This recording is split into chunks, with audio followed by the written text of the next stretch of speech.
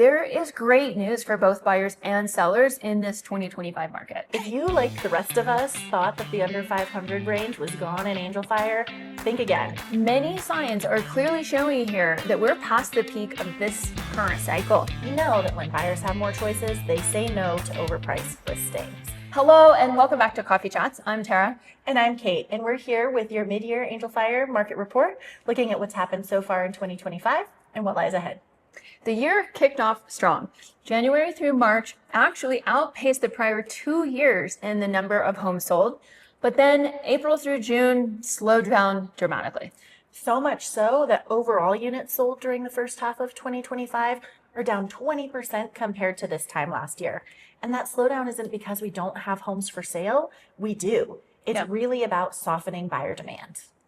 When we look at the median sales prices, it's clear that 2023 was the market peak.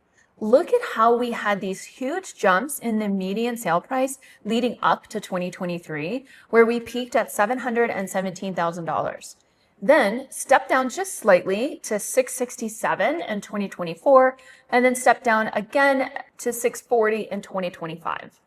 And let's look at the units sold by price range for the first half of this year. 77% of homes sold were under $1 million and 34% were under $500,000. Crazy. If you, like the rest of us, thought that the under 500 range was gone in Angel Fire, think again. It's alive and well. Now, one trend that we are watching closely is the absorption rate. And if you want to deep dive into what absorption rate means, check out a prior video. But essentially, it's a measurement of supply versus demand. And as you can see here, the absorption rate has been consistently going up since 2021, and it increased quite dramatically in the first half of 2025. Yes, and higher absorption rates mean that sellers are competing for buyers and that buyers have more choices. And we know that when buyers have more choices, they say no to overpriced listings. In fact, we can see it in the numbers. For homes sold so far this year, the homes that started priced high and had to reduce took 2.5 times longer to sell and sold for 2.4% less than homes priced right from the start. Yep.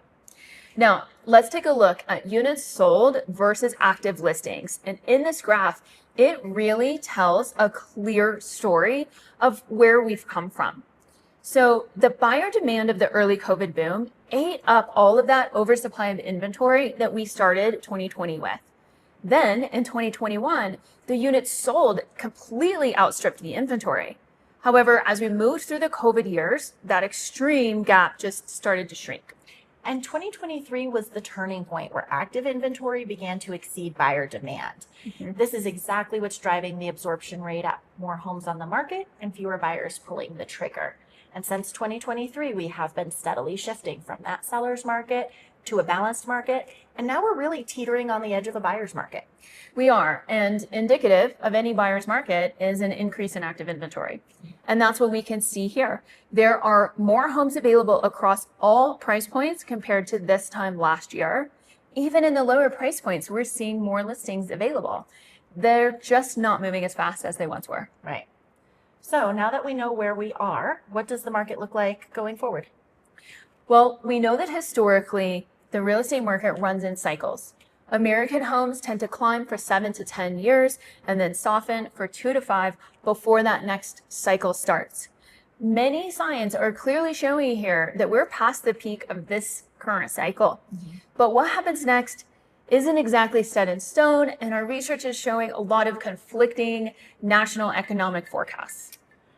But what really matters for Angel Fire anyway is our local supply and demand. Regardless of what happens nationally, we have a lot of inventory for buyers to absorb before we can see any price upward push again, right? So even if the economy improves or rates drop and bring those buyers back into the market, it's going to take a sustained increase in that buying activity to eat up the supply of inventory that we have and give us any upward pressure on prices. Exactly. Now, here's the bottom line that I want everybody to take away. There is great news for both buyers and sellers in this 2025 market, right? Absolutely.